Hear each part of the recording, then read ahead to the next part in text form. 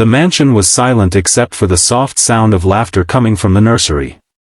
Ethan Cole, a billionaire known for his cold business empire, had returned home earlier than expected. He paused outside his son's room, hearing something he hadn't heard in months, pure joy. Inside, his 5-year-old son, Liam, was giggling uncontrollably as his nanny, Grace, chased him around with a small toy airplane. She wasn't just watching him, she was loving him. Her eyes sparkled with warmth, and every move she made spoke of care and tenderness. Ethan's heart tightened. Since his wife passed away 2 years ago, Liam had withdrawn, and so had he. He had hired many nannies, but none lasted long, until Grace arrived. For the first time, Liam smiled again. Ethan stepped inside quietly and watched Grace lift his son into her arms, whispering, "You're my brave little pilot." Liam hugged her neck tightly, murmuring, "I love you, Miss Grace." Grace froze when she noticed Ethan, fear flickering across her face. "I'm sorry, sir." But Ethan raised a hand, his voice trembling. "Don't apologize. You've given my son something money can't buy." Tears welled in his eyes as he added softly, "You've given me back my family." Grace's eyes glistened. For the first time in years, the billionaire smiled, not as a businessman, but as a father who finally felt whole again. The next morning, the house staff buzzed with whispers. Ethan Cole, the man who never shared breakfast with anyone, was sitting at the kitchen table, with Grace and Liam. Grace hesitated by the counter, unsure if she should join. But Ethan gestured warmly. "Sit, Grace. You've done more for this home than anyone here." Liam climbed into her lap, proudly showing Ethan the drawing he'd made, a stick figure family of 3 holding hands. Underneath, in shaky letters, it read, "Me, Daddy, and Miss Grace." Ethan's chest tightened. That simple piece of paper said everything he'd been too afraid to admit, how lost they'd both been, and how Grace had somehow healed what was broken. After breakfast, Ethan asked Grace to join him in the garden.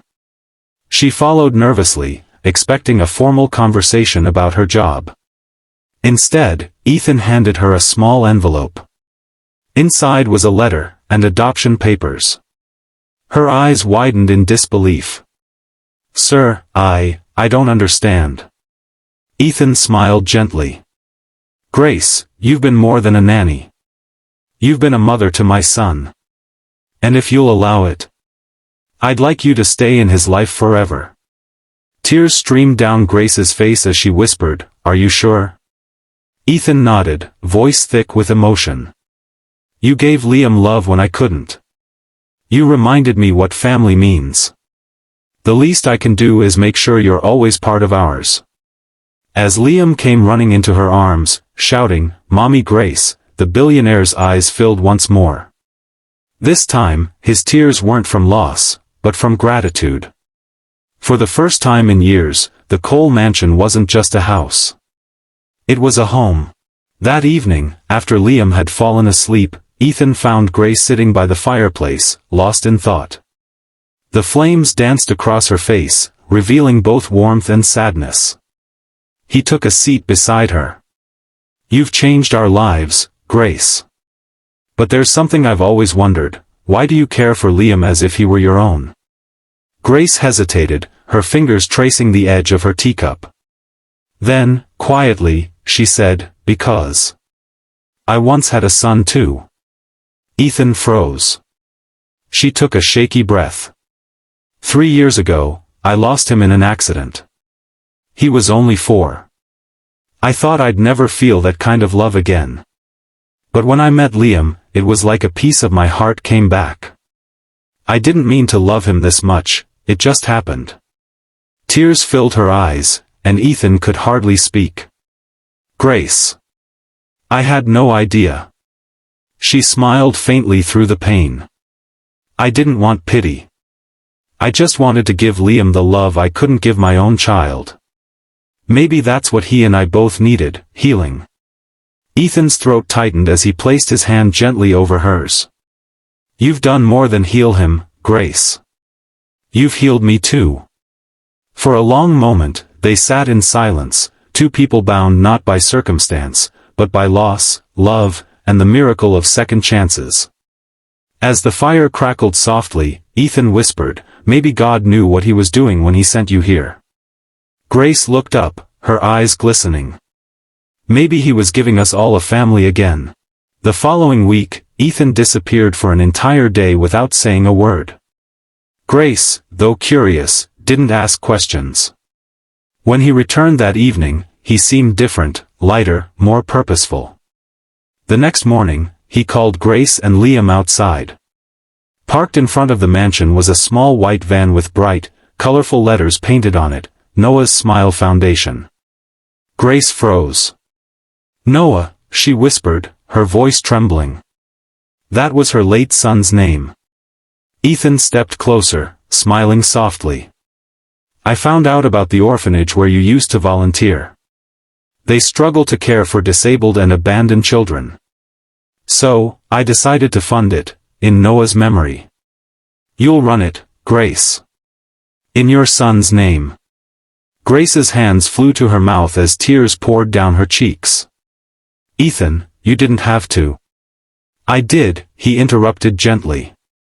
"You gave my boy back his smile. Now it's time the world sees yours again." Liam tugged at Grace's hand. "Mommy Grace, can we go help the kids too?" Grace nodded, pulling him close. "Yes, sweetheart. That's exactly what we're going to do." As the three of them stood together, the billionaire, the nanny, and the little boy who brought them both back to life, it felt as if heaven itself was smiling down. That day, the first group of children received care through Noah's Smile Foundation. And as Grace watched them laugh and play, she whispered softly to the sky, "We did it, Noah." Behind her, Ethan placed a reassuring hand on her shoulder. "You didn't just change our lives, Grace. You're changing the world." Months passed, and Noah's Smile Foundation became more than just a charity, it became a movement. Grace poured her heart into every detail, ensuring each child felt loved, seen, and cared for. Ethan funded expansion after expansion, not as a businessman seeking profit, but as a man who had rediscovered purpose. Every weekend, Liam joined Grace at the foundation, reading to the kids and helping serve meals. He was no longer the quiet boy who once hid behind walls of grief, he was full of life, laughter, and hope. One sunny afternoon, the three of them stood before a new children's ward, its sign glimmering in gold, the Grace and Noah Healing Center. Grace turned to Ethan, overwhelmed. "You didn't tell me you were naming it after us." Ethan smiled, his eyes soft. "Because both of you healed this family, in ways I never thought possible." Tears welled in her eyes. "You've given me more than I ever dreamed of, Ethan." He took her hands gently. "No, Grace. You gave us everything we were missing." As the crowd gathered for the ribbon-cutting ceremony, Liam held both their hands and whispered, "We're a family now, right?" Grace smiled through her tears. "Yes, sweetheart. Forever." When the ribbon fell, cheers erupted, not just for the opening of a building, but for the rebirth of three hearts that had once been broken. That evening, as they watched the sunset together, Ethan whispered, "You know, Grace, maybe love isn't found in boardrooms or wealth. Maybe it's found in moments like this." Grace leaned her head on his shoulder. "Then we're the richest people in the world." And for the first time in years, it was true.